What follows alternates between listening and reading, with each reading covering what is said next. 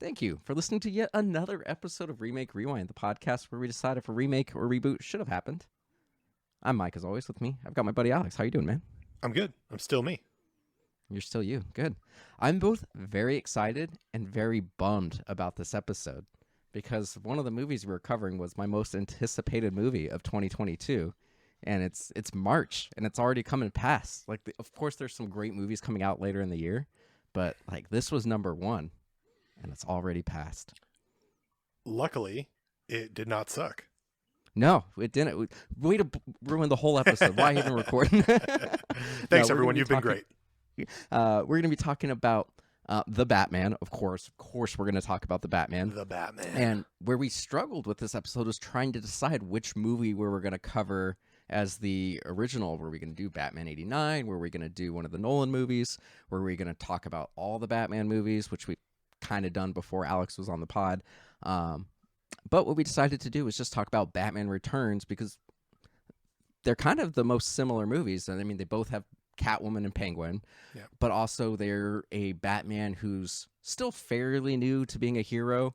They're still a little rough around the edges. The city's still learning to accept who they are and figure out how Batman fits in their world. So thematically, it kind of made sense to do Batman Returns, the sequel. Yeah, I mean, the Batman is in year 2. That's like called out in the movie, and that's the second. Batman Returns is the second, big Batman movie that we got. So he's sort of year 2, even though it's not said in that movie.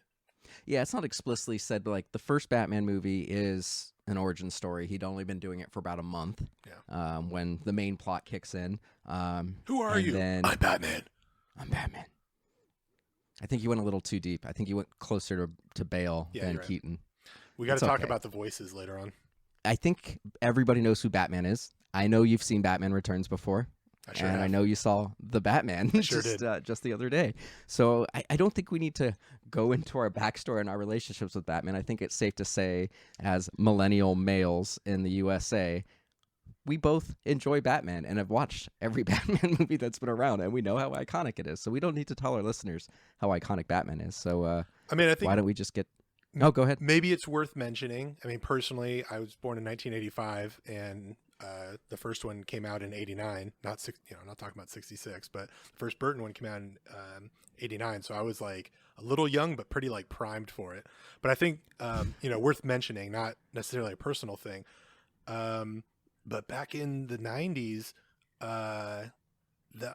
going to the cinema and waiting for something to come out on VHS, waiting for it to be at Blockbuster or whatever, it's very different than these days where like we get a Suicide Squad movie and then 6 months later we're watching an entire franchise on HBO or an entire series on HBO. Yeah. You know what I mean? Like it's back then it would be like 6 to 9 months before it would come out on VHS. Yeah, it's I don't know. And obviously, there's a thing about being a kid and seeing something on the big screen and how that has an impact on you. But it was a very different experience of going to see these movies. It's interesting that you brought up the fact that you were like 4 years old and I'm sorry. And also, there were not a lot of superheroes. There was Superman, which I saw, at home because it came out in the 70s. Batman was like kind of it until you got like Spider-Man. Like Batman was the fucking hero that we got on the big screen. He kind of ruled the 90s. I mean, 4 Batman movies of varying quality from 1989 to 1997 or 98. I can't remember when Batman and Robin came out. But to your point, I mean, I guess I will say a little bit since you brought up the fact that you were a little young for it. Well, I was born in 88, so I was a year old when the Batman movie came out. But for whatever reason, like I remember vividly watching this VHS on repeat prior to my brother being born, who's only 2.5 years younger than me. Like I remember watching Batman formative memory in this like house that I lived in when I was 3 years old. Yeah. I watched this movie the original one all the damn time. That's awesome. Funny enough, Batman Returns is the one that I've seen the least. For whatever reason, it was the only Batman movie we didn't own on VHS. You mean like out of the Nolan ones too? Like out of all of them? All the Batman movies. Wow. Batman Returns is the one I've watched least because for whatever reason we didn't own it. I didn't get it until I was in high school.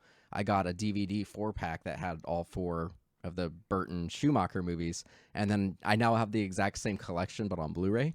But yeah, I didn't own Batman Returns until I was in high school. So I literally have didn't really Batman watch it. Returns on VHS sitting right over there. Yeah, I mean, anytime it came on TV, I watched it, but it wasn't one that I was able to just be like, oh, I really want to watch this right now, and I'm gonna do it. And I actually always kind of bugged my parents. I actually asked for it, pretty much every Christmas for like 5 or 6 years straight because I really wanted to watch it because I remember really liking Penguin and not being able to watch it whenever I wanted. So I think that's a lot of people's experience with that movie. Like I think it's underseen and underrated. I think it's been like looked favorably upon in in hindsight, but a lot of people are like don't appreciate it. Or they end up saying like, "Oh wow, I like it a lot more than I thought I remembered." a lot of so in a lot of comic book threads that I've been on Facebook and whatnot over the last years, a lot of people kind of shit on this movie. Yeah, which is odd. And I feel like after no shade to WB, I guess, because how could they know? Although I think they should have known. But it feels like one of the all-time film history quagmires that they went ahead and made Forever and Batman and Robin with Joel Schumacher and got rid of Tim Burton because McDonald's or Burger King or whoever got freaked out that Batman Returns was so horny and stuff. Yeah, Which Forever and Batman and Robin are horny as fuck, just in a much sillier way. And B, like, can you imagine if we got at least a trilogy out of Tim Burton? It would have been so fucking cool. I wanted to see the rest of his lucky movies. to get this one though. Yeah, because he didn't want to. This is actually remains the only sequel that he's ever directed. Any of his other movies that have had sequels haven't been him. This was early on his career. Like he was planning on doing the third one. Well, no, they had to beg him to do this one. He didn't want to do the third one. He was going to do a Catwoman spinoff. I mean, with Michelle Pfeiffer. He cast Billy D. Williams to be Harvey Dent in the next movie, and there was like screen tests with Marlon Wayans as Robin. Like he was planning on Robin, doing another movie. Yeah, because he was supposed to be Robin. He was actually going to be introduced in the first movie, pulled out. Then he was supposed to be in this movie, and then they pulled him out again. So, but let's before we go into all the things that could have been. I know you've got a very special summary that you wanted to. Oh, I don't know if it's very special. I just wrote it up before the show. Yeah, but I know you put some effort into it.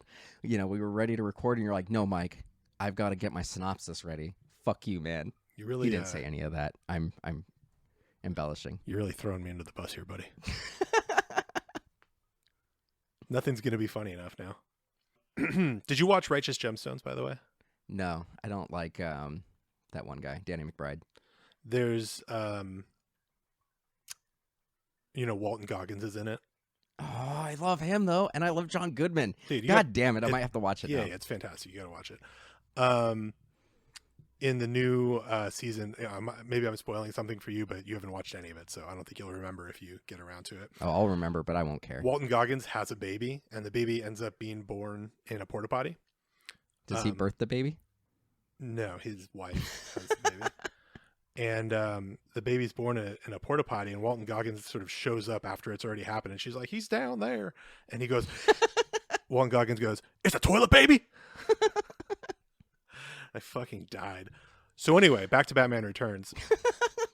A toilet baby grows up to be a crime boss and has a plan to take vengeance on the elites who remind him of his parents. Meanwhile, Christopher Walken battles Bruce Wayne over municipal permits and ends up manipulating Toilet Baby into running for mayor. But the Toilet Baby wants Walken's dead secretary to help him kill all of the firstborns in the city. How's Batman going to get out of this bucket of molasses? Also, it's Christmas. I think he delivered, man. Thank you.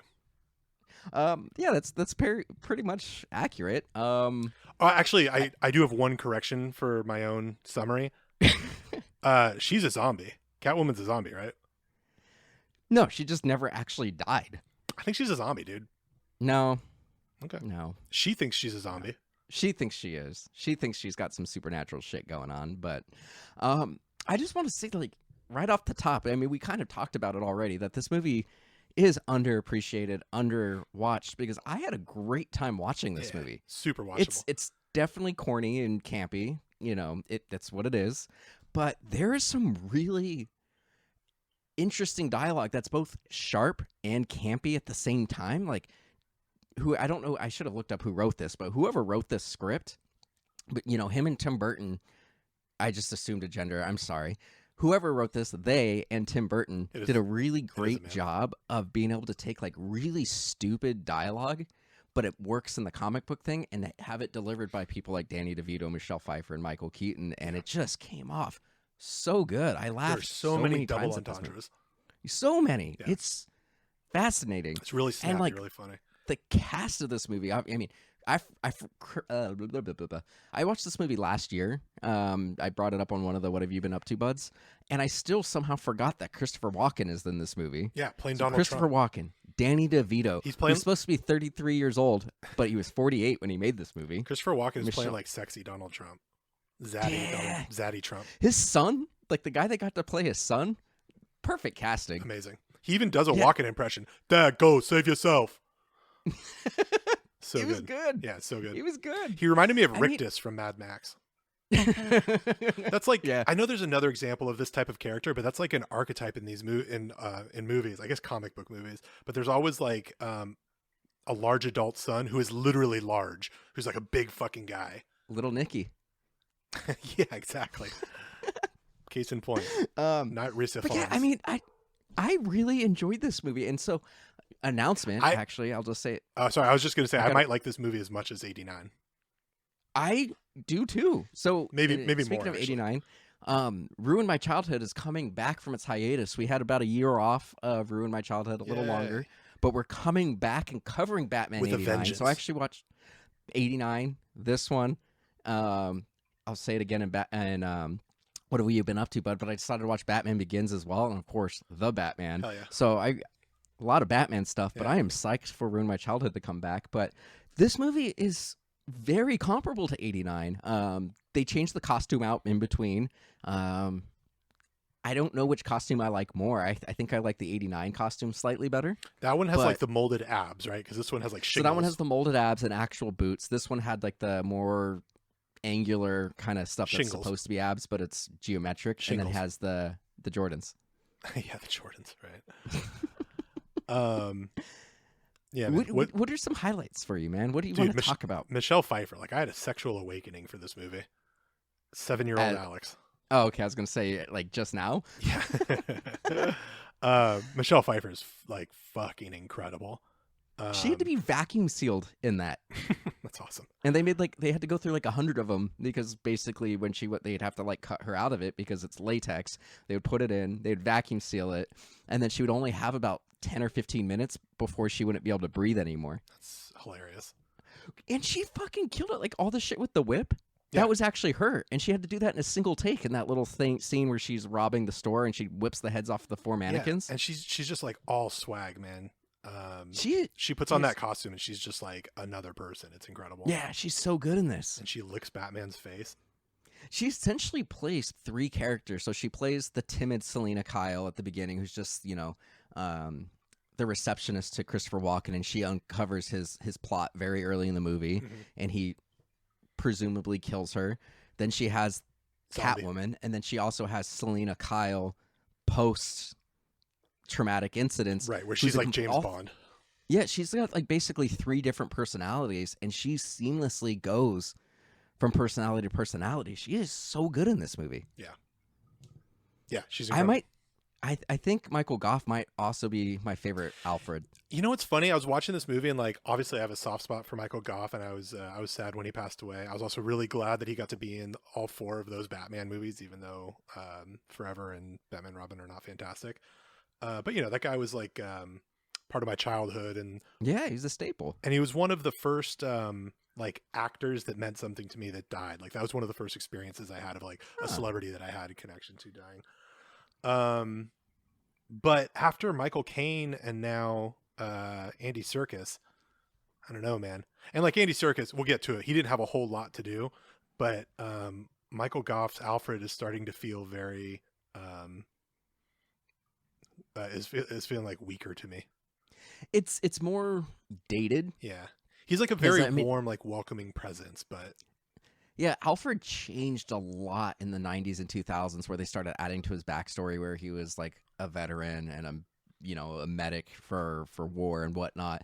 And they started making him more of a partner, because like once you got to the late 90s, people were like, this is a little weird that like Yeah. his butler's also his dad. Like maybe we should make him more as like a mentor and a partner. yeah. So I think we got that a little bit more with once we got to Michael Caine. I'm really disappointed that we didn't get more with Jeremy Irons because, the Snyderverse stuff was Snyderverse. I was actually thinking, I'm like, Jeremy Irons is a badass pick, but it didn't work out. Well, but if we restore the Snyderverse, then maybe we'll get some more. maybe. Give me more Penguin. Jeremy Irons in Watchmen, though. Watchmen. God, I like that show. Penguin is dude. not a comic book accurate Penguin, but it's still a fucking great character. Man. Danny DeVito is so good. He's good in everything. What a I love career it. that He's guy's basically had. Frank. Yeah. It's always fun. I think this is a good time to bring up how fucking horny this movie is. So horny. I'm gonna teach her my French flipper trick. Well, I mean, at one point, like, once they team up together, because they're both like, oh, Batman's the thorn in our side, and they frame Batman for a murder, he's just like, let's go back to my place and fuck. And she's like, nah, I'm not going to do that. And he's just like, well, then I'm going to kill you for not fucking me. Like, he gets a helicopter umbrella that also has a lasso on it, and then, like, wraps it around her throat, and it, like, helicopters over the city and drops her. Farewell, my unintended. Yeah.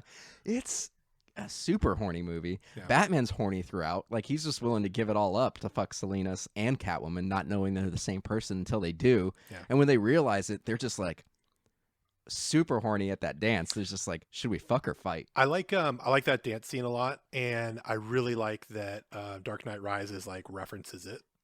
Yeah. Yeah. Absolutely. I feel like there's a thing about the Batman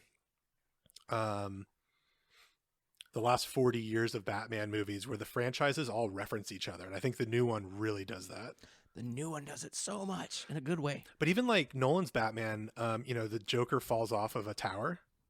Like there are so many little things, and I never hear anybody talking about them, but I appreciate all of them when I see them in movies.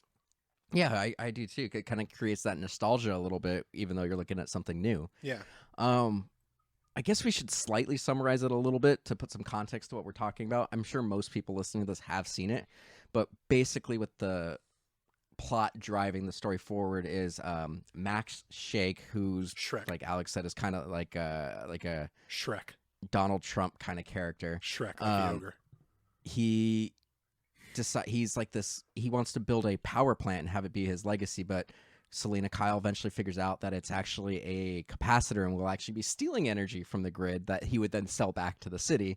So she gets killed and becomes Catwoman. And honestly, the Catwoman stuff didn't make a ton of sense. Like, it didn't really seem like she had any real goals other than to eventually kill him. She's but, also like, she's kind of dumb as Selena Kyle first, because she brings up that she got into password protected files and found stuff she shouldn't have been looking at. Yeah. Like, she invited him to kill her. Yeah, absolutely. But then, like, she, like, randomly breaks into stores and, like, is randomly swinging around. Like, it didn't seem like she had really any idea of what she wanted to do with her persona. I think she just wanted to kill Max Shrek. Well, that was the main thing, but it's like she just did all these other things that didn't relate to that. Yeah. And they don't need to. And then it got to Batman's attention. Like, she just made obstacles for herself. Yeah. It's like she could have just killed Max. Like, she shows up to work halfway through the movie when he's having a meeting with Bruce Wayne, and he's like, Christopher Walken's like, hey, what is she doing back? I think she's got kind of a Pet Cemetery thing going on. I think she came back wrong. Yeah, I think so. And again, I think she was already kind of dumb. Yeah, you already summarized Penguin's thing. That's exactly what it is. He was a butt baby, dumpster baby. Comes up 33 years later and decides he wants a chance to be a real person, but he's a dumpster baby and doesn't know how to be a human, and he's also grotesque and disgusting, but he's accepted as mayor. They're going to elect him as mayor because Max has this whole plot to recall the mayor and put him in.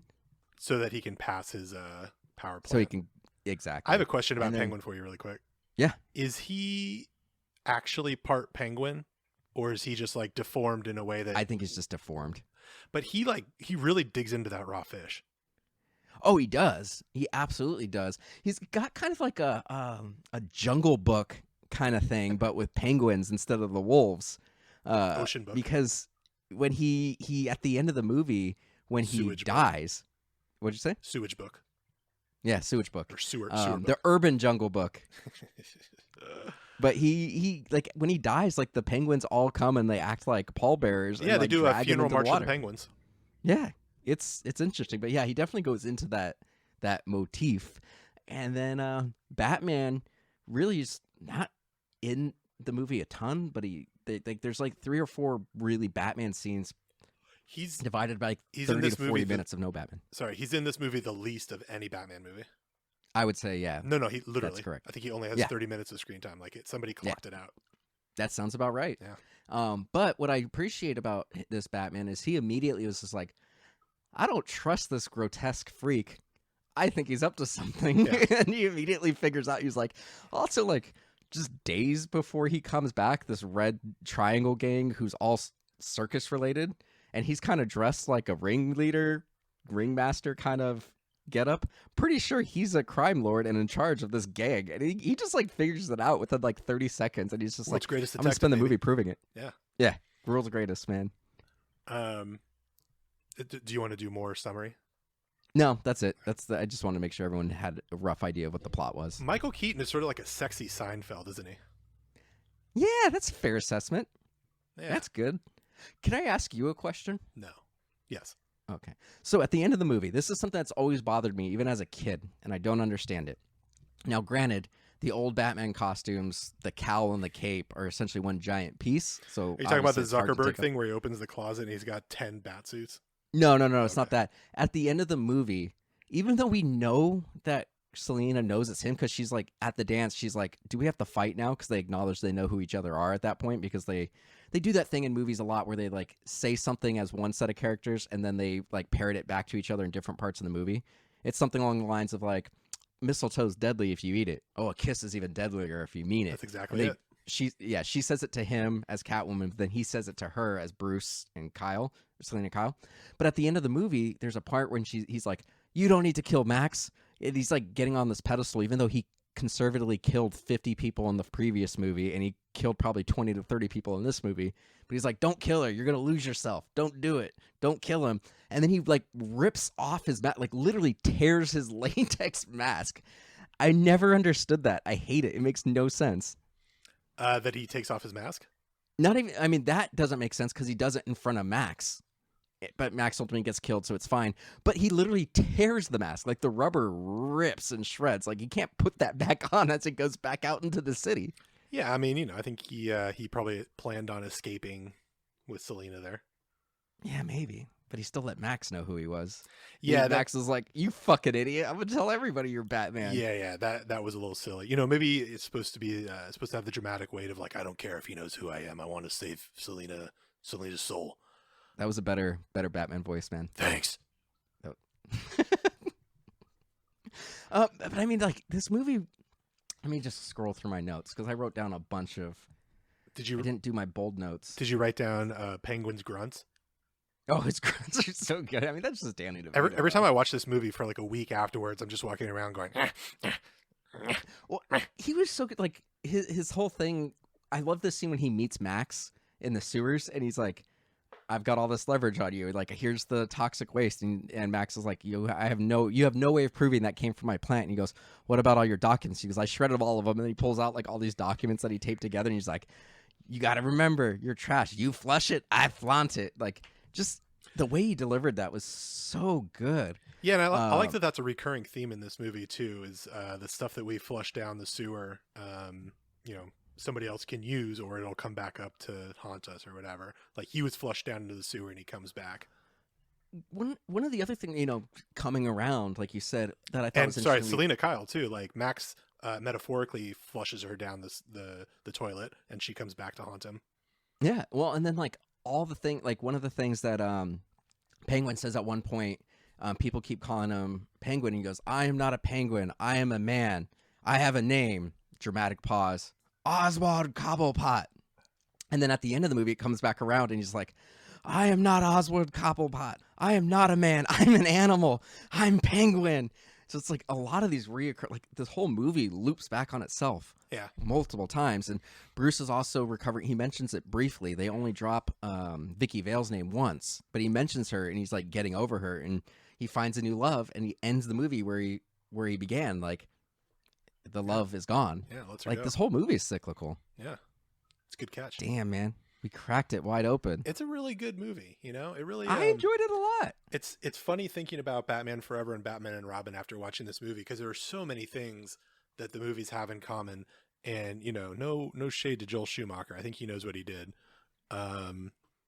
But the Batman Forever and Batman and Robin just like goes so far in another direction, Yeah, it while really still does. having a lot of the same stuff. Like again, Batman Returns is very horny. It's got a lot of one-liners. It's got all this like interesting architecture and like gothic elements, and it's campy, and all those things are true about Forever and Robin and Batman and Robin, but Yeah. also they're like not as good.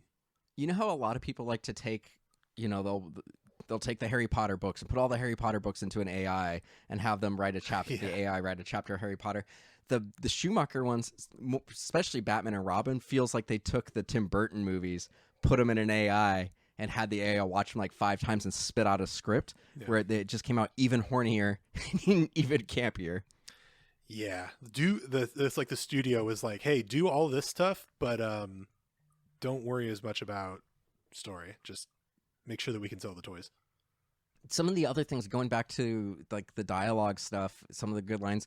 Penguin has this line when he comes up and introduces himself, and he's like, "I was their firstborn, but they treated me like number two."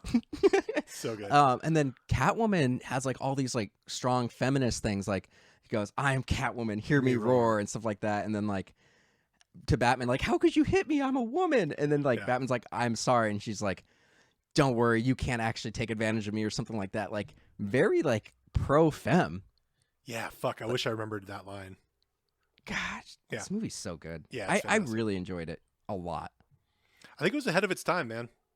The only thing I didn't like about it was the plot where Penguin's gang hacks into the Batmobile and starts Who causing built him the little Batmobile arcade car? Right? Makes no sense. Yeah, that whole thing's a little. There are a few things that I want to bring up about this one, but I want to wait until we get to the newer one because there's some other themes that kind of line up with the new one that we haven't discussed. But I thought we were going to spend like 10 minutes on this movie. I'm surprised that we went this long. Yeah, but let's. You got anything else you want to move on? Oh, I've got one trivia thing. Let me go first, and then let's end it with trivia. Yeah. The villains are really well fleshed out in this movie. Like, definitely more so than the Schumacher ones. Catwoman, I think maybe Max Schreck and the Penguin are sort of fleshed out more than the Joker in Dark Knight, which is, sort of the point, but it remains true. More so than Bane, I'd say. Yeah. Bane gets like a really sick synopsis in Dark Knight Rises, but we don't spend a lot of time on it. Definitely more than Miranda, or Talia al Ghul. Yeah. And, as much as I like the Riddler in the new Batman, we'll get there. They didn't really flesh him out a ton either. Like, I think this movie spends a lot of time getting to know these villains, and that's not something that is true of many other Batman movies. No, absolutely. I think this movie started, I mean, obviously Batman 89 and this movie, we already talked about, Batman ruled the 90s, and then you got into the X-Men and Blade and Spider-Man that really like reinvigorated the franchise.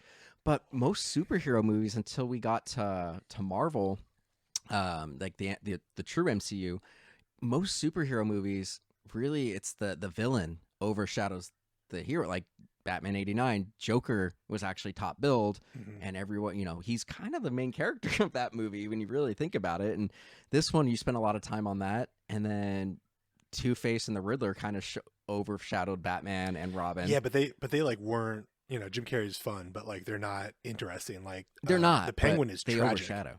Yeah, but like Penguin, like you really feel something for him. And I think it's I Selena do. Kyle too.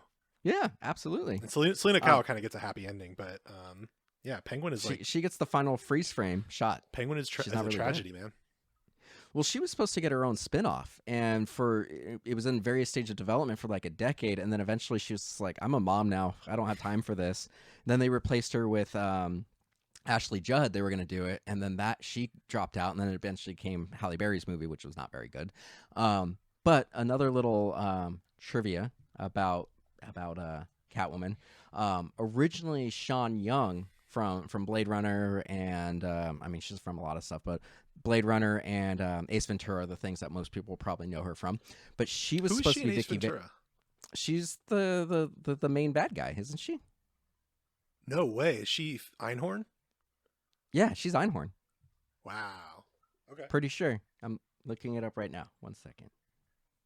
Yeah.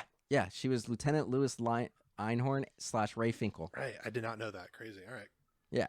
So she was supposed to be Vicky Vale, the reporter, in '89, but had an accident, so she wasn't able to do it. And so she really wanted to be Catwoman in this one. So she made a homemade Catwoman suit and like started like kind of like stalking Tim Burton to the point where Tim Burton had to be like, I will not see this person. And she got like kicked off the Warner's lot. And the Warner's lot at this time, so this movie was like Warner Brothers was betting everything on this movie. They gave Michael Keaton a huge raise. It was using something like 57% of all the sound stages on Warner's lot. They were also using sound stages at Universal and Paramount. Like they spent so much money on this movie. They were expecting this to be like the biggest movie ever. So surprise. And then the reputation's not that good. But we're ready for our next segment. What have you been up to, bud? I want to blast through these so we have time to talk about. No, let's fucking turn and burn. I finally watched Mamma Mia, Here We Go Again. I haven't watched that one yet. That's fun. I finally watched Freaky with Vince Vaughn. Okay. Surprisingly fun. I've heard good things about it, so it was what I expected. But That's I enjoyed good. I've heard good things about it too. I finally watched that movie Zola. Good. It was a good movie. Yeah, I enjoyed it. I loved seeing Cousin Greg. I didn't know that he was going to be in it. You didn't watch Succession though, right? No, I did not watch Succession. One of the guys from Succession is in it. Eyes of Tammy Faye. Did good. Really good. fucking good. Andrew Garfield, man. Andrew Garfield's the fucking man. Andrew Garfield is the most talented out of the 3 Spider-Men. Oh, for sure. Absolutely. And he's like the forgotten Spider-Man or whatever. He's just a very good physical actor. Like he just brings a physicality to every role he does. He's a good like emotional actor. Yeah, I think he can fantastic. fucking act circles around Toby and Tom. No shade. Yeah. Fucking idiots. Yeah. So that was really good. I still have to watch Tick Tick Boom. That's really good. I'm looking forward to that one for you, bud. Yeah, thank you. And then these Batman movies. We've been watching a lot of Seinfeld and Buffy and Angel lately. We're working our way through those. Nice. Yeah. Yeah, you guys have been watching Angel for a little bit. We've been watching Buffy for a little bit. We just started Angel. Oh, okay. Yeah. I'll just churn and burn through these. So I travel for work a lot, and so I was in a hotel for like 4 nights straight, so I had plenty of time to watch stuff. I watched Horrible Bosses 2. I watched The Lost Daughter. I rewatched Mortal Kombat from last year. Lost Daughter's Olivia Colman, that Netflix movie. It was boring. I didn't enjoy it, but it got nominated for a bunch of awards. I've been wanting to rewatch Mortal Kombat. It's fun. It's a fun movie. We've talked about it. Yeah. I'm gonna watch it next week. We finished 6 Feet Under. Tight. I finished New Girl. Tight. I saw Scream and Uncharted in theaters. Tight. Watched Batman '89. Scream is tight. Batman Begins. What was that? Scream is tight. I like Scream. We'll talk about it on this show eventually. And I watched that Edgar Wright documentary on the Sparks brothers. Oh, how is It's that? just called Spark. I mean, I don't have I've never really heard of them. Yeah. So, I don't really have an attachment to them, but it was interesting seeing all these like celebrities and musicians talk about this band that nobody's ever heard of and being like one of the most influential bands, and yet nobody like us has really ever heard of them. Yeah, I'll probably watch that. I just It bought. was interesting. I just bought last night in Soho, so I will have seen that next week. Good. And then I started that show After Party on Apple TV Plus. It's good enough to keep watching, but it's not great. Speaking of Apple TV Plus and good enough to keep watching, Space Force. That's on Netflix, bud. Oh, whatever. I'm thinking of For All Mankind. That's right. And I watched that too. I don't know how that didn't end up on the list, but yeah, we watched season 2. Yeah, it didn't end up on the list because it's not any good. Yeah, it wasn't very good. But yeah, that's what we've been up to. Buds. I just want to know what his wife is in prison for. And I want to know when you're going to write the music for What Have You Been Up To, bud? Maybe next week. Not for this episode. Sorry for putting you on blast on that like okay. that, man. But we will put your spoiler music right about here because we're going to be talking about the new Batman. Yeah, and like, how do we talk about it without spoiling it? Oh, we can't. I was can't be done. Yeah, I just 10 seconds. I was thinking about this, talking about it without spoilers, and I was like, fuck, I want people to like listen to the podcast because I feel like people are gonna want to listen to a non-spoiler review, and then they might check out during a spoiler review. Well, let's each give our little like 2 minute, like a 1 to 2 minute spoiler-free review. Okay, and then we'll go into the episode. Okay, you go first. All right. So I'm just gonna say off the bat, I really enjoyed this movie. might be my favorite Batman movie. And when I say it might be, it definitely is. I was banking on me really enjoying it. I already bought a scale replica of the Batmobile, and I've had it on my shelf for like a month already. Yeah. It's like a 1/12 scale. It's not super big, but it is die cast. It lights up. It makes the engine sounds. It's cool. But it delivered on my expectations. It delivered on everything that Matt Reeves said he was going to do. I think he delivered on it. It was going to be a detective story, have some noir elements. It was going to be very much like a David Fincher 7 type movie, and I think it definitely delivers on that. Robert Pattinson knocked it out of the park. Zoe Kravitz knocked it out of the park even further, I would say. Paul Dano delivered. Of course he delivered. He's good in everything. Andy Serkis delivered. Jeffrey Wright delivered. I think this was it took all the best elements out of the essentially 3 franchises we've had before, the Snyderverse, the Nolan, and the Burton Schumacher. I think it took elements out of all 3 of those franchises and merged it into one perfect Batman film. Yeah, I mean, I agree with all that. I don't know what else I can say besides that. I had, nitpicky issues, shit that doesn't matter. Yeah, I had a couple very nitpicky things. But this is very nitpicky. This is top 3 Batmans for me for sure. And the argument would be well, they're different. Yeah. Was this better than Batman Returns? Yeah, but I really like Batman Returns. And there's elements of that I don't want in this Batman movie, but that I also really like. And same thing for Dark Knight. This is better than Dark Knight in some ways, but also Dark Knight is fucking Dark Knight. And as good as Paul Dano's Riddler is, it's not Heath Ledger's Joker. I agree. But also we touched on this earlier. Heath Ledger's Joker, you don't want to know his backstory. And it's interesting that he's just a force of nature. And Riddler, we get a little bit of backstory. It builds him up a bit. And that's interesting. It's nice to have some of that. Colin Farrell's Penguin. Sorry, I forgot him. He knocked it out of the park as well. Yeah, I'm really excited for where this Bat franchise goes. Me too. Especially since they're doing a HBO series. They about is the Gotham City Police Department. They're doing 2 because they're doing a Penguin one as well. Yeah, I'm super excited for the next 10 years of Batman movies. I just hope properties. So Robert Pattinson famously hated doing the Twilight movies, but he finished them. He was a man of his word. He lived up to his contract. He did them. He did, he was kind of a pain in the ass in interviews and stuff, but he got through it. I really hope he sticks with this. I really hope. I hope so. Yeah. I hope so, because damn, I want to see more of this Batman, because the Batman you see at the beginning of this movie is not the Batman you see at the end of the movie. He has an arc. Yeah. And most of the Batmans that we've had, as much as I love all the movies, especially the Nolan Batmans, he has an arc when you look at the whole 3 films, but movie to movie, he doesn't really have an arc. It's just, I'm Batman, I'm the best, I'm driven, I'm gonna get it done. Yeah, he doesn't really change. He's kind of like a gothic Boy Scout, right? And Superman's like that too, and Captain America also, and that can definitely work. But it's what we've seen from Batman movies for so long. It's just I've got to deal with the psychological trauma of losing my parents. All right, dude. Actually, this Batman had growth. That is one of my notes in here. My note was I like how this is a deconstruction of the character, but different than Nolan's deconstruction of the character. Yeah. Where this time it's more about how, at least for this movie, it's about how Bruce's upbringing has given him blind spots and maybe not made him as effective of a crime fighter. And he thinks he's really good. And the Riddler's kind of the Riddler doesn't even mean to prove this point, but he's you're not, maybe not as good as you thought you were. As opposed to getting into the psychology of justice and sacrifice and losing yourself and being Batman. Yeah. So I'm going to say spoiler start here. I'm going to put in the spoiler music, and I'm going to do a brief summary, and then we're going to talk about this movie. Yeah. So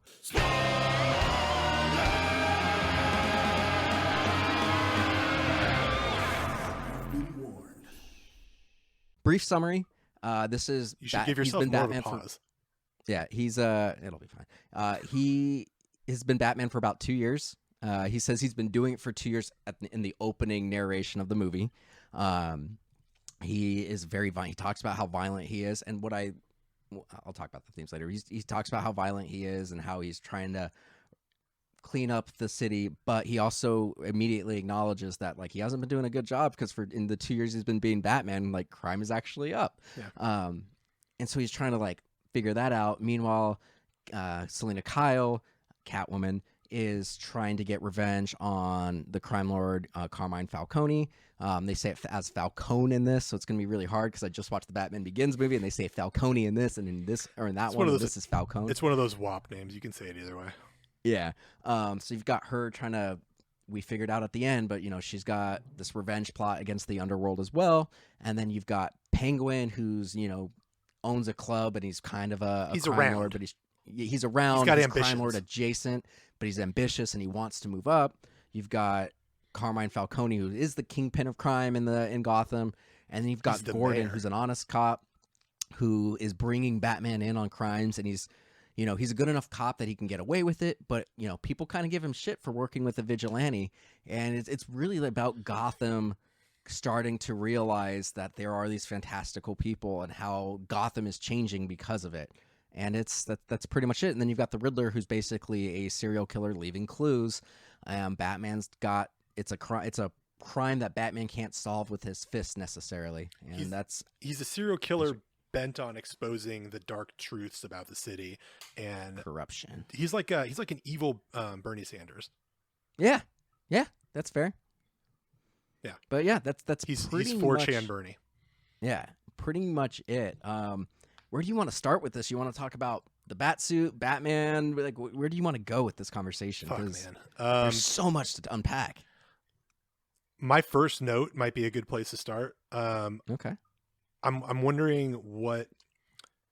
So let me restart that. So the first thing that happens in this movie is a Batman voiceover as he talks about the filth in the streets and shit. And the first thing I thought of was like, oh man, he's just doing Travis Bickle. Like, this is Taxi Driver. Yeah. I think Travis Bickle sees himself as sort of a Batman, right? He's kind of a vigilante. He's driving around at night and thinking about cleaning up the streets and stuff.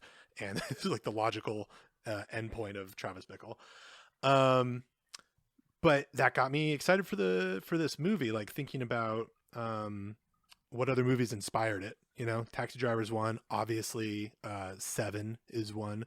I think Zodiac is another one. Zodiac Fincher definitely movie. is. So I'm curious what other movies you saw that inspired this. I mean, everyone you named, it was on my list of things that I saw Travis Bickle. One of the things I really picked up on, and Matt Reeves said he was going for a Fincher kind of world. But one of the things I noticed is every time they're outside in Gotham, it's always raining. Just like in Seven, it's always raining when they're outside in the city. Yeah. I'm sure that was on purpose. But then also, like you mentioned, there's so many nods to the previous Batman movies. Like this movie kind of it takes up a little bit more of a realistic, grounded approach, but not, I wouldn't say quite as much as the Nolan movies. Like some of the gadgets he has are very grounded. Like he actually has like a hang glider, or not a hang glider, like a wingsuit, squirrel suit. Like he jumps up on a building and he's like, oh shit, I've never been this high before. You could see in his face, he's like, oh boy, I've thought about this, but I haven't actually done it. Yeah, and so like, he like pulls this like string on his suit, and then like the cape pops off, and then it's like you said, a squirrel suit. And that reminded me a little bit of like in Batman Returns, he has like a hang glider, like he's not using his cape. Yeah. And, the Val Kilmer, George Clooney, Christian Bale, they all, and Ben Affleck, you don't see it as much, but they all basically would hold onto their cape, or the cape would have a skeleton that would get rigid, and they would use it like a hang glider. Right. But this one was like the Burton movies, where his cape is just a cape. Well, it's actually. Yeah. And like, it's actually more realistic than the Nolan movies, right? Because Nolan had kind of invented this technology, or it's like bleeding edge technology that's not really in real life, that like, if you put an electric charge through something, it gets rigid, and then he's going to use it, like makes his cape into a parachute or something. Like, it doesn't really make sense, and it's fine, but it's funny because Nolan's movies are so like down to earth, and like, what if this really happened? And him having a squirrel suit makes way more sense. Yeah. Well, and then he also has like, he has all these like I think this is the closest we've had to like the old 1960s, like the utility belt that has a little bit of everything. Like he's got these like contact lenses that, and I'll get into this, one of the things that I really liked actually was how awkward he was. Like when he goes to the crime scenes, he's just kind of staring, and I'm like, is this Batman on the spectrum? And that would actually make a ton of sense, because certain types of people with autism like get hyper focused on one thing. Yeah. And so I was like, oh, maybe he is because he's just standing and he's super awkward. But it turns out he's got contact lenses and he's just staring. So that way the contact lenses have enough time to record what he's seeing so he can refer back to it later. Right. But I was like, oh, that's cool. But, that technology it doesn't look fantastic. Like when you see it, it's pretty low res. I was like, that's pretty realistic.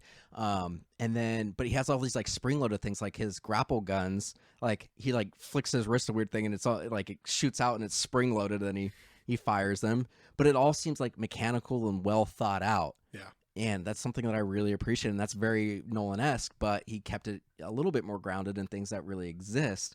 And one of the things I really liked about that is this movie didn't go through and explain how his gadgets worked, where Christopher Nolan, every gadget had to be explained what it was and why it could exist in the real world. And that's something I don't need from Batman. Like, that's one of the few things I liked about the Snyderverse is that suit is just a fabric suit. It looks like a synthetic fabric, but it's super bulletproof. I know Batman has a bulletproof costume. You don't need to explain to me that it has Kevlar weave and all these plates and whatnot. So I really appreciated that this movie didn't explain everything that Batman's doing. Yeah, I think Nolan's movie did need to explain it, and like I appreciated that at the time. But now it's just like, all right, let's get into other elements of this character. Exactly. We've seen this before. We know it.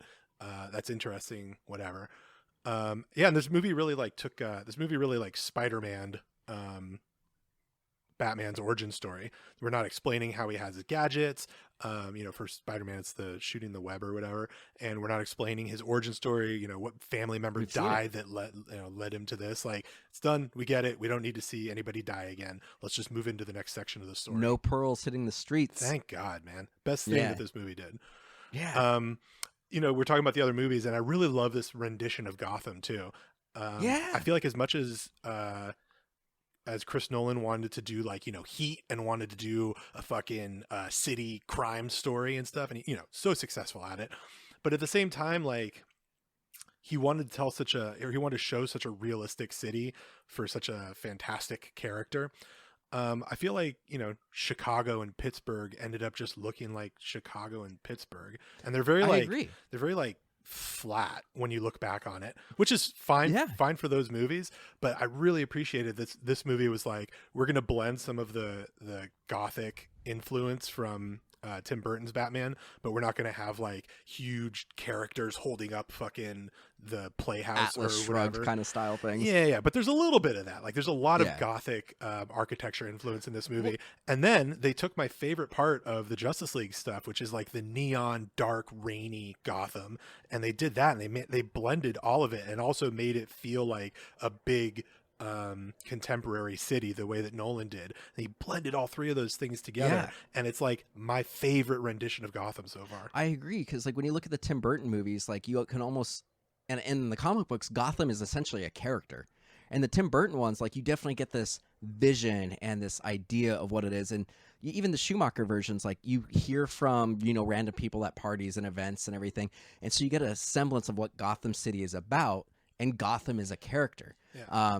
I think you got that a little bit in Batman Begins when the Narrows, but once you got to Dark Knight and Dark Knight Rises, that went out the door, and Gotham really wasn't a character anymore. And that definitely wasn't the case with the Snyderverse. Like, we didn't really spend very much time in Gotham. Right. But this one, like, you get it. And like during the opening monologue and various points, like, we actually see regular civilians reacting to Batman, like being rescued by Batman, and they're afraid of Batman. Yeah. And then you've got we see the cops being like, some of them are cool with them, some of them aren't, the city, we see, like, we understand what Gotham's going through. We have political candidates talking about how shady Gotham is and how weird it is to have a vigilante. And then you have like the new candidate for mayor talking about it. Like, we really understand the microcosms of everything going on in Gotham. And I really appreciated that. And I think you summed it up right. Like, it really is all three versions of Gotham that we've seen before, but merged into one really cool Gotham. Yeah, and you're talking about Gotham as a character too, and one of my favorite parts of this movie is that Gotham like suffers a mortal wound at the end of the movie. Yeah, he floods downtown, and like, it stays, man. Like that it's there. Like, the water is not going anywhere. No. Downtown is underwater, and the city is like forever changed. And I was like, oh, fuck, that's bold. I love that he did that. That's so cool. Yeah. Well, and one of the things that, I really like appreciated about this is like every character, like whether it's Jim Gordon, whether it's Penguin, every single character that has any semblance of screen time, including the mayor, who, the mayor-elect, throughout the movie, we get, little tidbits from her, but at the end of the movie, we get kind of her soapbox. Like, every character in this movie has an agenda about reshaping what Gotham should be, or in Catwoman's case, recognizing Gotham sucks and I want to leave kind of thing. But like everybody has we know everybody's stance on where Gotham is, where it should be going, where it could go, or where it won't go. Right. And I thought that was a really good, I love that. Like I knew what every character was about and what they wanted and what their hopes and dreams were. Yeah. God, and the action in this movie. Yeah. Like so good. The only thing I didn't like about the Batman is like this Batman doesn't sneak around like at all. Like he just lumbers down. Like the first time we see him on screen, there's multiple shots of him coming out of the shadows though.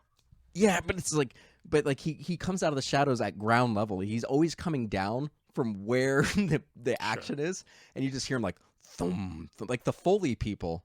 Fantastic job making all the music. But like the first time we see him, he's like going after this gang, and he just like, you just hear the footsteps lumbering down the alley, and then he just kind of like pokes out of the shadows, and everyone's like, "Oh fuck, it's Batman." I kind of like that. I'd be okay if they save the sneaking out of the air sneaking for the second movie. Yeah, I think that'll end up happening. But what I liked about this was like the opening part. Before we get to that, like he has this thing, and this movie is very much a Batman movie. Bruce Wayne is barely in this movie. One of my I would say too. 80% of the time that Robert Pattinson is on screen, he's in the costume, and he's not even like. He's not trying to do Bruce Wayne shit. Like the 2 or 3 times where he's Bruce Wayne, he feels like it's clear that he feels like he's being forced to do it. Yeah. Well, and he even says, at the end of the movie, I'm sure, like based off the end of the movie, in the second movie, he's going to become the more billionaire philanthropist playboy because he's recognizing he needs to do stuff as Bruce Wayne. But what I thought was really interesting about this is that he really is Batman the whole movie, and it's towards the end he recognizes Bruce Wayne needs to be a character as well. And even though like everyone's telling him, yeah, you kind of need to do that. And then when you look at the Riddler's journey, it's kind of the same thing. Like they're mirror people, except the only thing is Batman has brains and brawn, where the Riddler is just the brains. But they both were orphans. They both suffered from, economics, in different ways. Yeah, two sides of the same coin. Two sides of the same coin. And thematically, that's a thing that Catwoman brings up too. Yeah. Well, and that's the thing, like the social commentary in this movie. This is the only thing where I think people are going to be like, "Oh, social justice warrior Batman," because at the end of the movie, they basically are like, "Yeah, billionaires shouldn't exist." Yeah. Like Catwoman says it, Riddler says it. I love it. Yeah. God, there's so much to talk about. I know. So much to talk about. I know. We have like Batmobile. we're at 55 minutes right now. Yeah. Batmobile. Yeah, incredible. Like the jet engine revving up. It went on for so long, and I was so down for it. I was like, yeah, it's been like a full minute of just this engine revving up. Don't stop. Loved it. It was one of the best car chases in a long time. So in cinema. Somebody online pointed out a really cool thing about this. I believe it was Eric Vespi, so credit to him. If you like the choices of camera angles during that entire car chase is very interesting, because whenever you look at Batman, he's you're looking forward with him, right? Like the camera is placed on the car pointing forward in pursuit, a predator. Yep. And for Penguin, it's always in reverse, him in the review mirror, or just like looking at Batman, like literally the camera's literally looking at Batman over his shoulder, and Penguin's always like looking over his shoulder at Batman, and it doesn't really break from those two shots. No. And that's just like really cool visual storytelling. Batman is a predator, and Penguin is always looking over his shoulder. Yeah. Well, what I loved about this Batmobile, like I loved it from the very first image we saw almost 2.5 years ago, was that like the Batmobile in the comics was always a car first. And, it had a little bit of gadgets, but Tim Burton changed it and made it like this weird thing. And then, so, it was like that in the Schumacher version. And then Nolan had to make it like a tank. More and more of a dick. And then in the Batfleck version, it was like a combination of the Tim Burton, Schumacher, and the Tumbler. And then you literally had a tank. Yeah, this is just like a souped-up car that it looks like a Mustang or a Corvette. It's like a muscle car. Charger that you just strapped a turbine to the back of. Yeah, Yeah, it's fucking awesome. And again, It's rad. he's blending the best parts of all these movies, right? Because Yeah. when you think about Batman, you think about the Batmobile, you think about the fucking jet engine on the back. Like you can't have a Batmobile without that. But we also we love the Adam West one that, you know, it's kind of a fancy car, but it's just like a normal ass car. It's Like just a car. you could buy that. Adam West. He also kind of has like an Adam West cowl. Yeah, I noticed that, the nose. Yeah, the nose on the fact that it's a fabric one versus, you know, a helmet or a plastic thing. Yeah. But you know, the muscle car is also like armored out, so it has these tank-like features, but it's still very small and agile compared to the Tumbler. Yeah, he gets this thing up. Like you see the speedometer a couple times. He gets up to like 150. Yeah. Yeah, man, it's just like it's a blend of all the best parts of these other movies, and it's fantastic. I think we need to. I think you know, we're gonna have to start wrapping up soon, but we should definitely talk about the Batman persona. This Batman is a detective. Like he is on a crime scene and he's like looks at different spots and he sees things that the other detectives don't see, and so then they're like, oh shit, we totally missed something, and then they take photos. Yeah. And they're very uncomfortable because they make him feel like he's not good at his job. But the beginning of the movie, like he's super awkward around people, but he seems most comfortable when he's beating the shit out of people, and he seems to enjoy it. In the beginning of the movie, like that's what it's about, is beating the shit out of people. And like he is Batman 24/7. Like he goes out in the daytime and he's just driving around the city being like, where should I go and beat the shit out of people tonight? Yeah. Kind of thing. That's and then good. He starts to solve the crime, and then he starts getting, you know, his personal life. We find out that maybe Thomas Wayne wasn't the Boy Scout that we thought he was, and then it turns out they reverse it immediately. Goes, yeah, he was flawed, but he was still a good man. He didn't have people killed. Like they made us think that Thomas Wayne was a bad guy, so Batman doubts himself. And then at the end of the movie, after he has a heart-to-heart with Alfred, and he has a heart-to-heart with Selina, and then he sees how the Riddler came about this stuff, and you brought up, you know, he's not being a very good Batman. Like he could be doing things better. And so by the end of the movie, he's just like, I'm not vengeance anymore. I'm fucking hope. Hope of dope. Yeah, it's cool.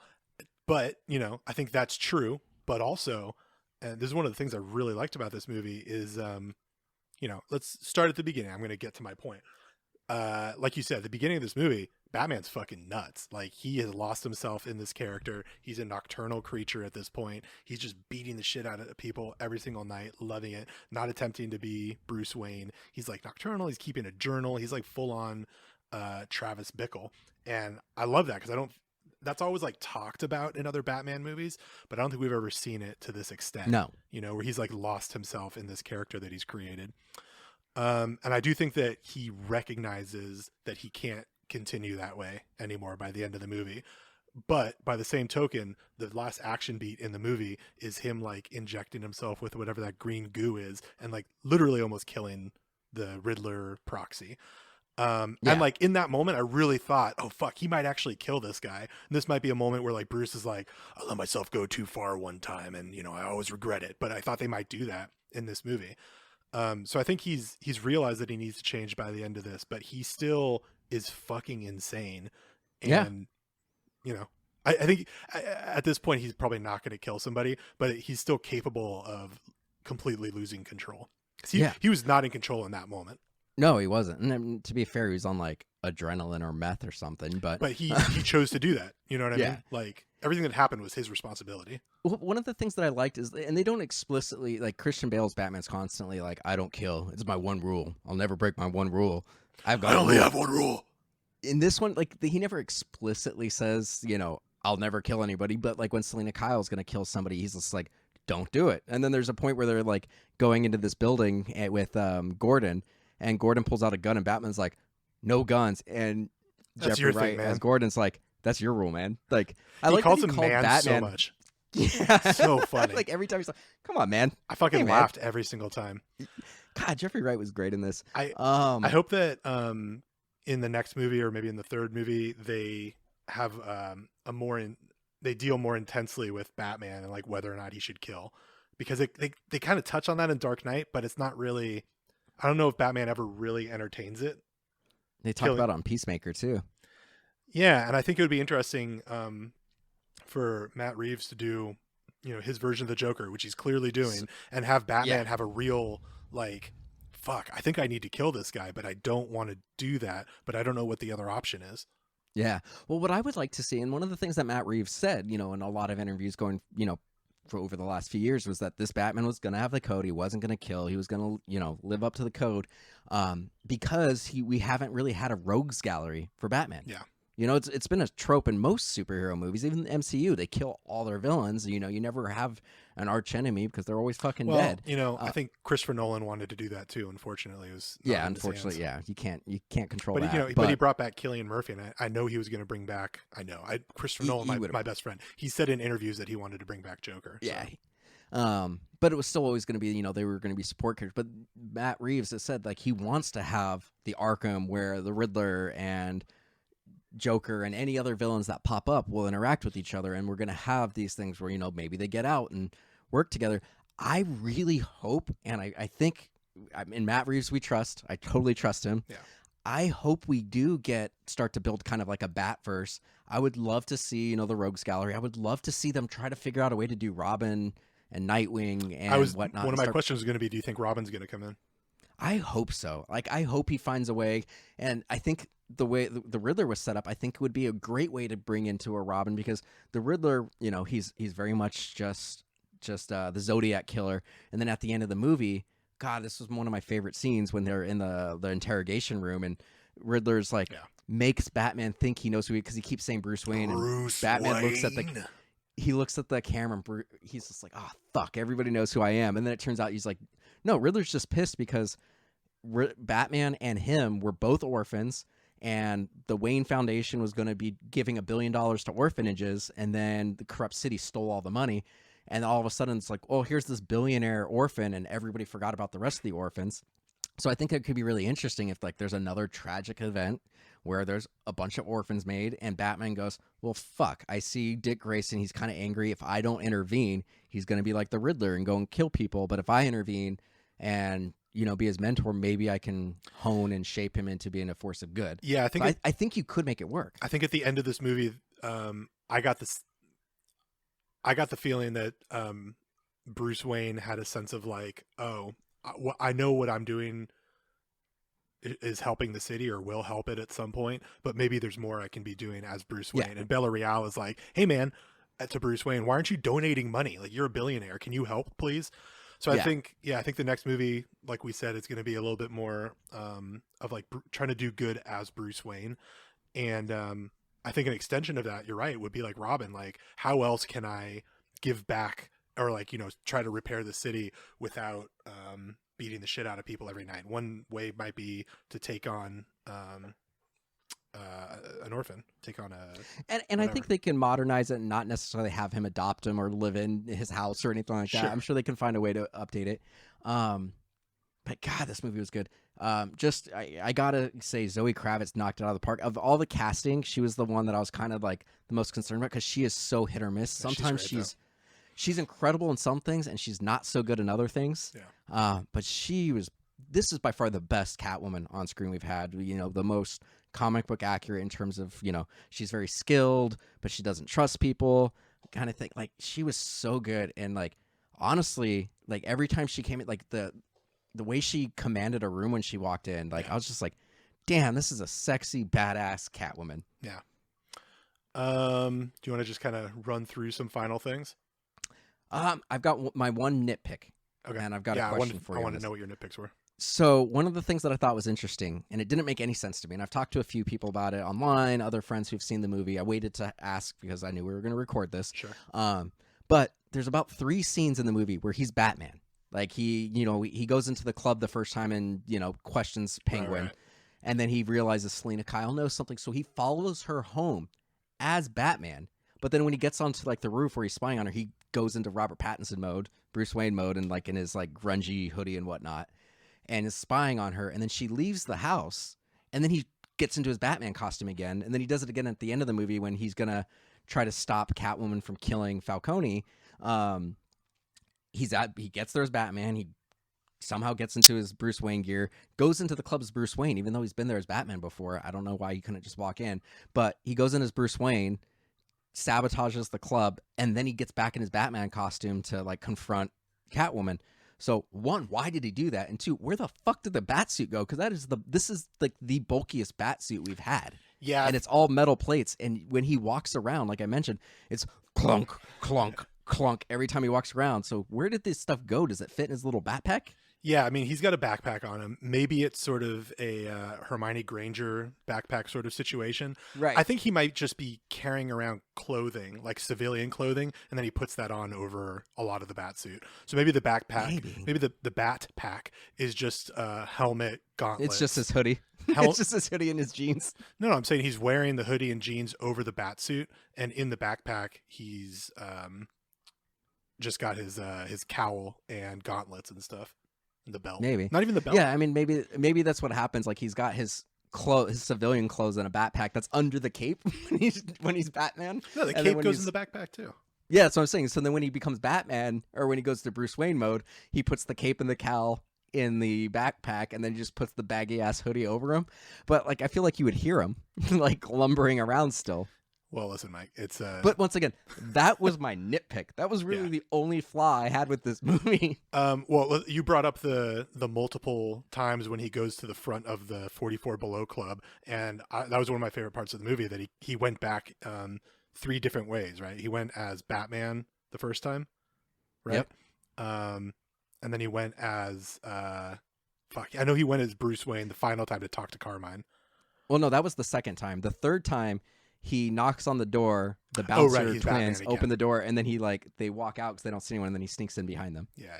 So I think that's interesting. He finds different ways to get into the club. I think that's cool.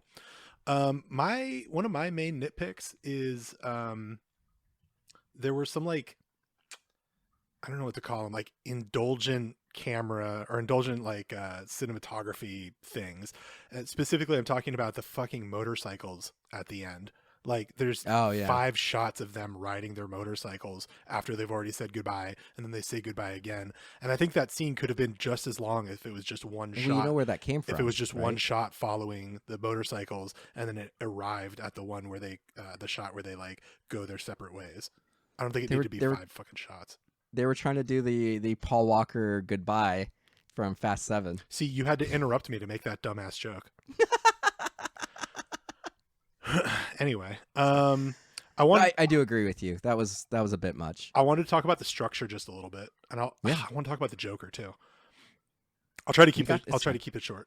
I think this movie had a really fucking weird act structure, and I think it's going to be a complaint of a lot of people. And I felt weird to me, but I also kind of enjoyed it. But it definitely had the feeling that it could have been a 6 or 7 episode HBO series, and they just kind of put it all together. Like, there was like 3 or 4 points where I was like, oh, this feels like the end of the movie, but I know that there's a loose end that they have to tie up, and there hasn't been like the entire I guess it's not even the last act of the movie, because the what's it called, the denouement or whatever, the epilogue is like 10 minutes long. Yeah, but the whole thing that takes place in the flooding and the stadium scene, the Gotham Square Garden, the movie felt like it ended when he captured the Joker, and I was like, but there's the Riddler, but there's still like things to do here. And then we got that whole final action set piece, which is fantastic. And that's sort of my other point, is that there was so much tension building up the entire movie. And I think this is why the weird act structure works. There's all this tension building up the entire movie, and I'm like, fuck, how are they, like, they're talking about the corruption reaching every level of this and that. And I know that, I don't think the ending of the movie is going to take place in 44 Below. So it feels like there's going to be a big action set piece, but I have no idea what it's going to be. Yeah. And I just felt all this like tension ratcheting up, and I didn't know how they were going to, how they're going to go about releasing it, or what the final act was going to be. And then the Riddler's like, yeah, I put some bombs along the seawall of the city, so I'm going to flood downtown. And also, I've hired a militia to go just randomly shoot people where they're hiding from the flood that I caused. And that's like, that whole, the Riddler's endgame is like legitimately terrifying. Yeah, that was I was on the fence about that part, just because I'm like, everything else he was doing made sense. To be clear, what I'm trying to say is that whole payoff, like, really fucking worked for me. Oh, it worked. It was just, the only thing that struck me as odd was like, And it turns out Batman just missed a couple clues. Like Riddler's like, "Oh, you dumb fuck! You didn't see this clue that was right in front of you." And then he goes back to the Riddler's house, and he finds out about the bomb plot. That and I love that twist that the Riddler's a fan too. That's so good, so funny. Yeah, no, I loved that. And he was like very sad at the end because he thought Batman was going to respect him, and Batman's just like, "Dude, you're a fucking crazy person." And he's just like, "That's not how I was supposed to go." Yeah, that was so he good. Just freaks out. No, I agree with you. But in that moment, he was also like, "Oh, Batman, you're an idiot." Yeah. And Batman's like, yeah, he was disappointed. What are you talking about? about? To me. Yeah, it was, and that brings me to like the kind of the last thing I want to talk about that was really good. Joker. I know you want to talk about Joker. This Batman's not perfect. Yeah, he gets exactly. hit That's what I'm a saying. lot. Yeah, he gets hit a lot at the beginning. In that final battle, he's basically like literally on the ropes. He's dangling from something. He's just barely dodging gunfire. Yeah, he had a gun at his head. Yeah, has a shotgun 6 inches from his face, or a rifle 6 inches from his face. And he gets rescued by Selina a couple times in the movie. Yeah. So it's like this Batman is not perfect. Yeah. By any stretch of the imagination. Pretty much every other version of Batman we get is perfect unless there's like a surprise twist that he couldn't have seen. But when he's on. Yeah, he's like perfect. He just kind of broods, and this Batman broods, but also like, is flawed and early in his career and stuff. But exactly. Like, I think he's just going to, each movie, he's going to get closer and closer to that comic book Batman where no matter what, if he has preparation time, he's going to win kind of thing. I think we'll get him there, by the third movie. Yeah. What do we think about the Joker? So, I mean, that was surprisingly, that was like one of the worst kept secrets and also one of the best kept secrets. People I didn't know it was coming. Kind of forgot it. Was that? I didn't know it was coming. So that guy, I can't remember his name. It's Barry Kogan or something like that. He was in Eternals. He was like the cool guy in the leather jacket who can control people's minds. His brother, when the second trailer dropped late summer last year, his brother tweeted, "It's like, well, now that the trailer's out, I can happily say I'm so proud of my brother for being the Joker in the Batman." Oh, this guy. Okay, yeah. Yeah, and then that tweet was taken down like a half hour later. Wow. So it made news, but like it wasn't like it was so quick. A lot of people forgot because nobody knows who Barry Kogan or whatever his name is. Yeah, Barry Kogan. Yeah, nobody knows who he is. So do you think that he is? Do you think that Matt Reeves thinks that he's going to be the Joker in the next movie? I think so.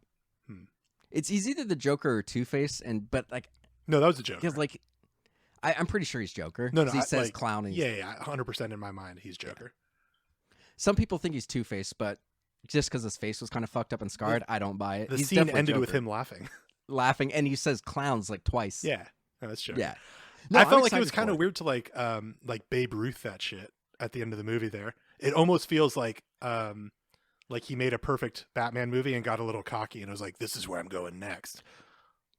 And it seems like he wanted to have a post-credit scene, but like some directors are against post-credit scenes or mid-credit scenes. So like that would have been if it was a Marvel movie, that would have been a post-credit scene. Sure.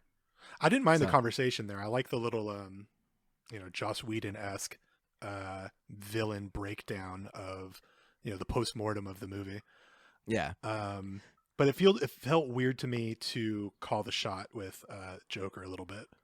I mean, they did that in Batman Begins. Yeah, but they just showed a playing card. They didn't have because now is Barry Kogan going to be the guy? We know what his voice sounds like. We know what his laugh sounds like. We know where he's located. It's not just like, hey, Joker exists. It might be an issue later. We don't know anything about him. I don't mind it because I like the idea that the villains are going to start interacting with each other. Because like in the Arkham I like video that too, games, but I'm saying they all know each. I like. Sorry, I'm cutting you off. I like that too, but I'm saying I cut you off all the time. That's true. You do. You just did it.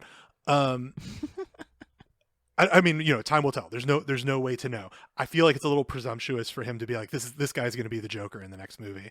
Here's a taste of what he looks and sounds like. Because then if they recast it, it's going to be like, here's this weird version of the Joker, but we're retconning this a little bit. Yeah, I mean, luckily you only saw. Sorry, and that scene doesn't feel necessary either. No, it doesn't. Like, luckily you only see like his eye, like you see like 3 inches of his face at any given time. So if they do recast it, it doesn't matter. Like most people won't even notice, but I get where you're coming from. But I was fine with it. In Matt Reeves, I trust. That's my new slogan going forward. Yeah, I mean, this is a thing that I feel like I'm constantly telling other people. But like when a director or in the case of Marvel Studios, when they haven't really let you down, if you feel weird about something, I think you just got to trust that person because they've never let you down. you know? Yeah, Matt Reeves is. I've liked everything that Matt Reeves has done. Let the Right One In, or Let Me In. I can't remember what his version of the American. Yeah, was fantastic. Cloverfield's fantastic. His Planet of the Apes movies are fantastic. Yeah, I'm on board. When people talk about rebooting movies, I feel like Colin Trevorrow and J.J. Abrams are the names that get thrown around. But like Matt Reeves is the guy that's fucking solid, man. He always gets it. Yeah. I mean, to be fair, he did the second and third Apes movie. He didn't do the first one, but the second and third one are the ones that are considered the better ones. Yeah. He just always delivers. Yeah. He did Felicity. It's like he's a good director or something. Yeah. Like he's good. I mean, I think it goes without saying. This movie is definitely, a lot of people are online complaining, oh, do we really need another Batman? Most people are just being like, Robert Pattinson, Twilight Batman. This movie's, shut the fuck up. This movie's going to make $110 million this weekend. I think, give it a little time. For the last 10 years or so, the conversation has always been, which is the best Batman, Keaton or Bale? Robert Pattinson is in the mix. He's in the mix. This is my favorite Batman movie as of right now. I was going to see it a second time in a 24-hour period yesterday, but Katrina decided she didn't feel well, and so she didn't decide she didn't feel well. I think I don't feel well. She didn't feel well, so we ended up not doing it last night, but we're going to go on Monday. But I was solely ready to watch it. In fact, I was going to watch it right after work, even though you and I had already talked about recording today. I was like, I'm going to go watch Batman after work because Katrina's got a thing. Yeah. She's not home. And I'm like, oh, fuck, I got to go record the podcast about Batman. I want to go see it again next week. So maybe if you guys want to go as a little group date, I'd be into that. I mean, we got tickets for Monday, but we can move them around. Yeah, we'll talk. We'll talk off air. Yeah, off air. But give us your plugs, bud. Yeah, I'm on the TikTok at Pulisci, Pulisci. I'm on Twitter at Pulisci, Pulisci. I'm on Letterboxd at Pulisci, Pulisci. And I'm on Instagram at Dyslexic, Dysalexic. I know you're not. And I've really ramped up my t-shirt production in my Etsy shop. So if you search Burn the Scene Boutique, you can find a lot of goth, elder emo, TV and film buff, fun things on my Etsy. And once again, he uses only the best quality shirts. They're fantastic. Check him out. Help him out. Support his little side hustle. And you know what? If you come over from the podcast, if you use the promo code Remake Rewind, that's 15% off. What? No big deal. Holy shit, man. No big deal. Just doing that for you guys. There you go, man. Yeah. But yeah, you guys can listen to do discount. Yeah. For what it's worth, I've always liked your dyslexic name on Instagram. I think it's clever. I like it, but I know you want to consolidate to everything to Pulisci. I want, totally understand. Universal branding. Yeah, totally get it. But you guys can check out everything that's MDXpods related at MDXpods.com, Twitter, Instagram, and Facebook, all at MDXpods. And if you want to support this show monetarily, you can go to patreon.com/MDXpods. You can get this episode, all of our episodes early. You get bonus content. You get shout outs when you donate any amount of money. We read your name on the next episode. And then there are different tiers. Sometimes if you go up to particular tiers, we'll give you a free Blu-ray from one of the movies we covered, and we even autograph it. So, if that's something you're into, support us. But other than that, thanks for listening, and we'll see you next time. Yeah.